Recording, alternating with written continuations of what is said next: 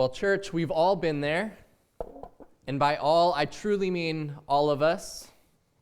Whether you were the culprit or merely the witness, you have experienced a tantrum.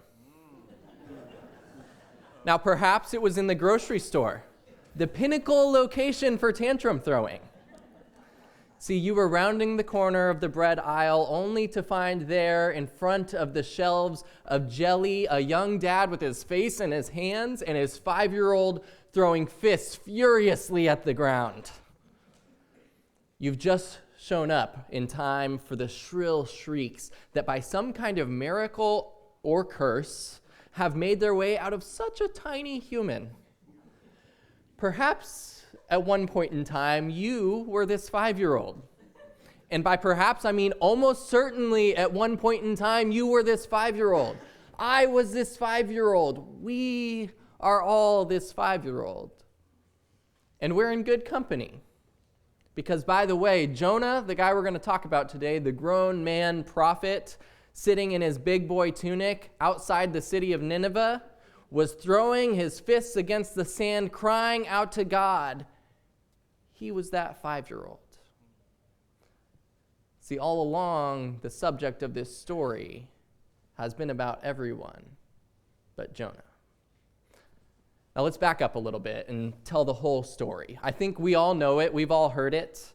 We know the one where God's prophet Jonah gets swallowed up by a huge fish and spewed out 3 days later, presumably still okay enough to go do the work that God had called him to do the first time around. And we know the kids' version, right? Where the lesson is to always obey what God is telling you to do, or you might end up in the belly of a fish. And to be clear, there may be some truth in that. God often calls us outside of our own comfort zones, and when we resist, our running can take us into places that become difficult and dark. You might be wondering, what else could this story be about?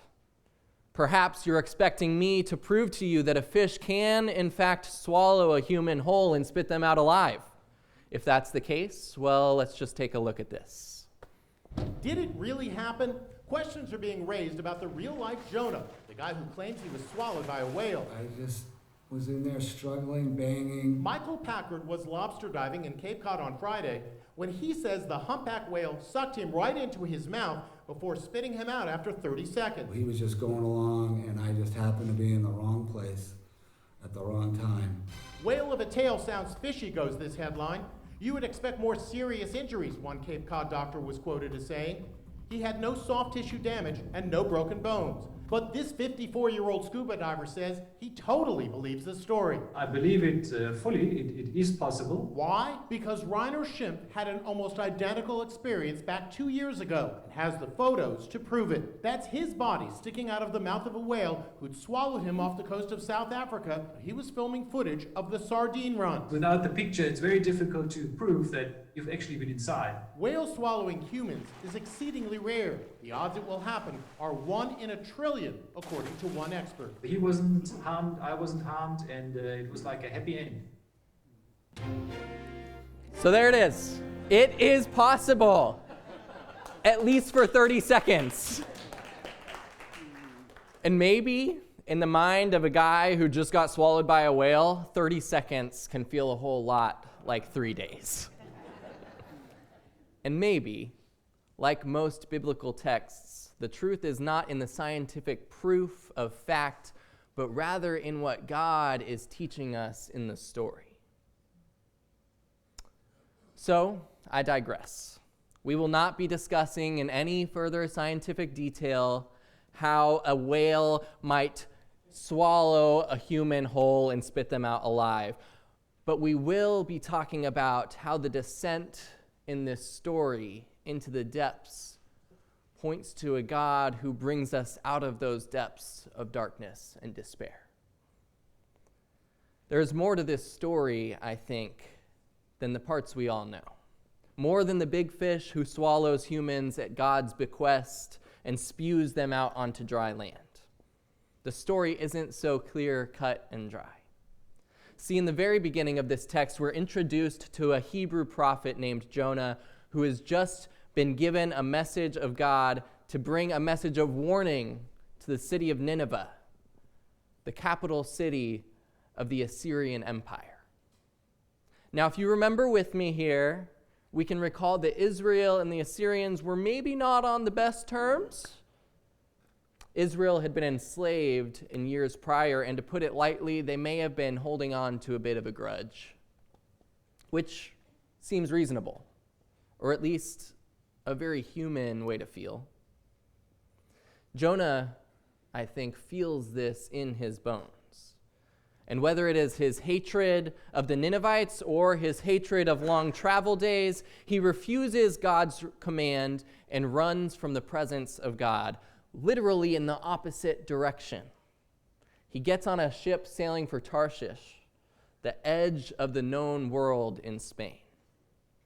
On this ship, he makes a bed and goes to sleep. Meanwhile, a storm begins to rage outside, and the sailors who are with him are losing their minds. They can't understand, I imagine, why Jonah isn't losing his mind. He's asleep down below. Maybe he knows something that they don't. Long story short, the sailors wake him up and tell him to cry out to your God so that the storm might relent.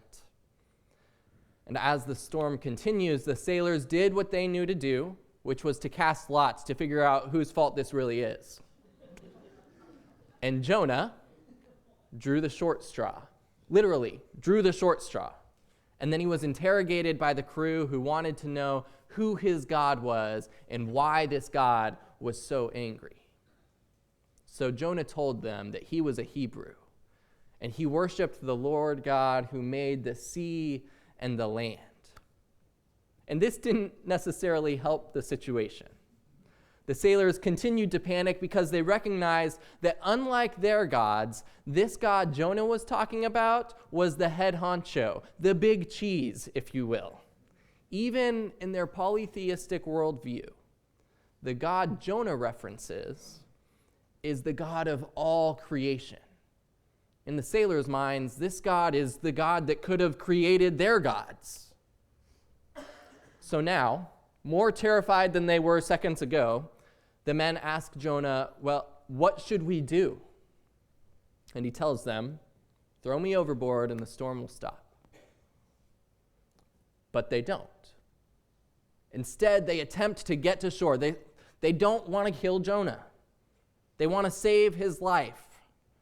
But eventually they realize that their efforts are in vain, and so they relent and cry out to Jonah's God, asking for forgiveness and to not be held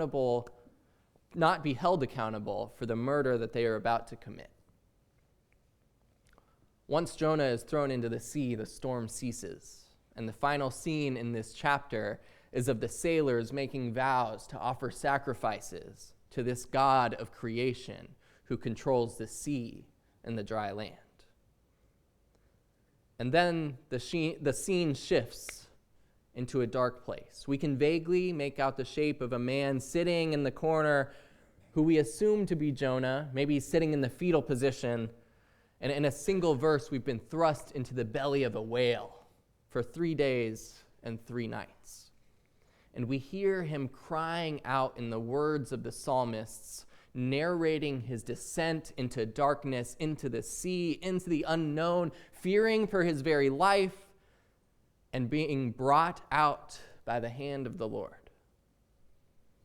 And then, at the end of this prayer, Jonah gets back up on his high horse and makes references to the sailors who, by the way, had just gone out of their way to try to save his life, saying this: those who worship worthless idols forfeit the mercy that could be theirs. But as for me, I promise to offer sacrifices to you with public declaration of praise. I will surely do what I have promised. We'll see, Jonah. Can we just quickly acknowledge the irony here? Jonah, the guy who just ran from what God was telling him to do, is now saying, at least I'm not like those guys. Meanwhile, those guys were trying to save your life. These sailors who tried to save Jonah's life are representative of the compassion of God that Jonah just does not quite yet understand. So Jonah's prayer wraps up chapter 2, and we move into chapter 3, where he is spit onto dry land by the whale, and he hears the message of the Lord again, and this time he listens. Probably a good call, Jonah. So he makes his way to Nineveh, and we are told that the city is so large that it takes 3 days to walk through the whole city. Jonah begins proclaiming God's message of judgment to the Ninevites, saying that at the end of 40 days, Nineveh will be overthrown. That's it. No explanation, no suggestion for action, just a quick doomsday message for Nineveh. Maybe it's like the ones we've heard on street corners from the soapboxes. Except Jonah didn't even really put that much effort into it. The text tells us that he spent 1 day walking, proclaiming the message in the city. 1 day. Remember how I mentioned earlier that this city is so big it takes 3 days to walk through? Yeah, Jonah, I don't think, is really concerned with doing his due diligence here. Reading the story, you might even think that he wants Nineveh to be wiped off the face of the earth. But in spite of Jonah's lackluster effort, Nineveh makes a collective effort towards repentance through fasting, wearing sackcloth and ashes, and by the end of chapter 3, God has made a decision. God has decided to show Nineveh mercy and not to destroy them. And Jonah is not happy about it. And so we see a conversation that he has with God here. And I think it's a raw, honest, real conversation. This is what he says. "Oh Lord, this is just what I thought would happen when I was in my own country. This is what I tried to prevent by attempting to escape to Tarshish, because I knew that you are a gracious and compassionate God, slow to anger and abounding in mercy, one who relents with threatened judgment." In short, he says, this is exactly why I didn't want to come here. I wanted them dead and knew that you would be too gracious. Another ironic scene for this prophet who has now experienced the graciousness of sailors trying to save his life and the grace of a God pulling him out of the depths of the sea. So he makes his way outside of the city and he sits down. I imagine him sitting on a hill looking out over the city. What are you waiting for? God made up God's mind already. The city's not getting destroyed. Are you really still holding out hope for destruction? It sure seems that way.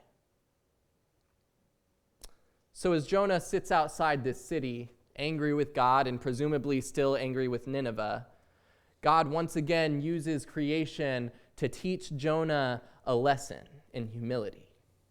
God causes a plant to grow up out of the ground and provide shade for Jonah, which he is very happy about.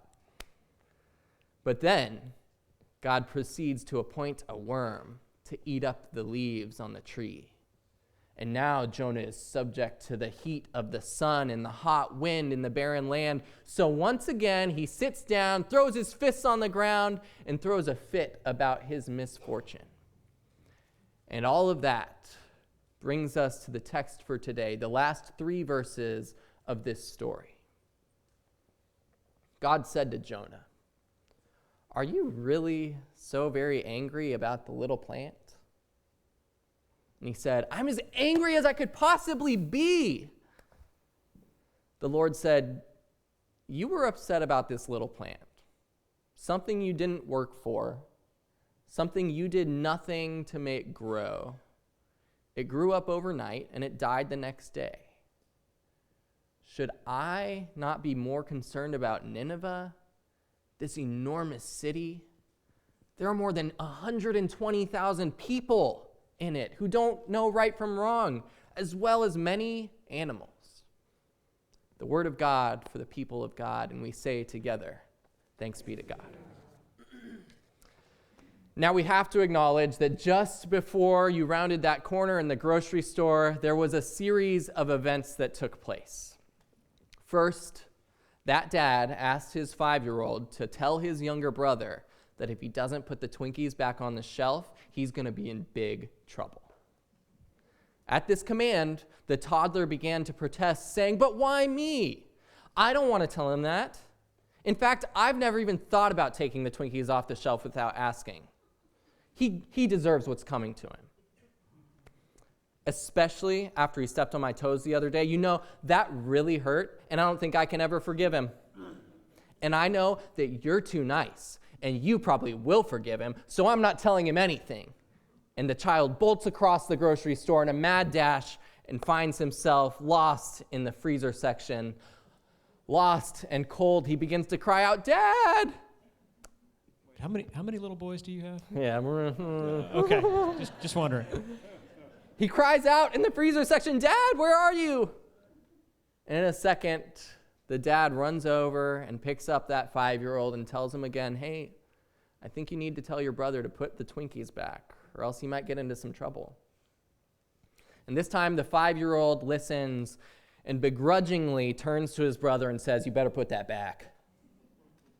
And well, his brother does. And the dad doesn't do anything. Frustrated, the 5-year-old throws himself on the ground, pounding his fists into the floor, screaming for justice.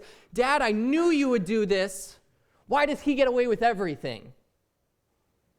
"I knew you would do this," said a frustrated prophet who had spent his whole life doing the right thing. "I knew you would do this," said a frustrated Christian who had spent their whole life following the law. "I knew you would do this," said a frustrated 5-year-old who just wanted his brother to see some justice. "I knew you would be compassionate and slow to anger and steadfast in love. I knew it, and that's why I didn't want to go to Nineveh. That's why I didn't want to go to the prison. That's why I didn't want to go to the church across the street. That's why I didn't want to see you in that mosque. That's why I didn't want to talk to that Democrat or that Republican, because I know that the God of the universe is a God of compassion, and to be honest, I don't want to be compassionate." We're all Jonah, throwing our tantrums in the grocery store, praying in our deepest, darkest moments to a God who carries us out of the depths of those moments, but then setting ourselves up in opposition to the people that we don't understand, even when it was those people who tried to save us in the first place. The thing about tantrums is that they're totally human.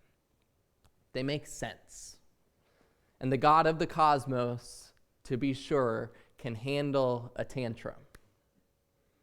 But you better be ready when God calls you out of it. As children, we learn to express our frustration with the world and point selfishly inward towards our own needs. Originally, this serves the purpose of making sure that our needs, as not fully formed, functioning human beings, are met. It is for our own survival. But as we mature, our eyes are open to the world around us, specifically to the people around us. In our life of faith, we recognize a God of compassion to be working in all things. Like the God of Jonah, who uses the sea, the wind, the fish, the worm, and the tree to illustrate compassion that is greater than just our limited perspective. The God we worship today is the God that calls us out of our deepest and darkest despairs, our worries, our frustrations, and doesn't stop there. God calls us out of our selfishness and gives us a message of compassion for all of creation.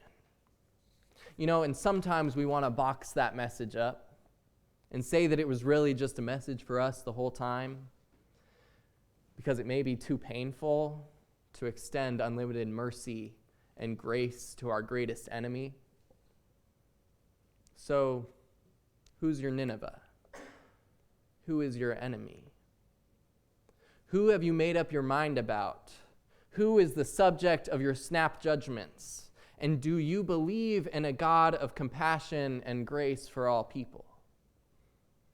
God calls us outside of ourselves to proclaim a message of love for the world.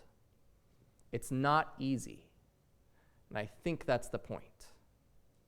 It may take sitting in the depths of the ocean in darkness and despair for us to realize God's compassion for us.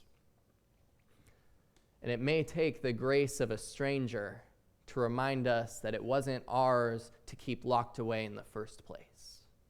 Thanks be to God.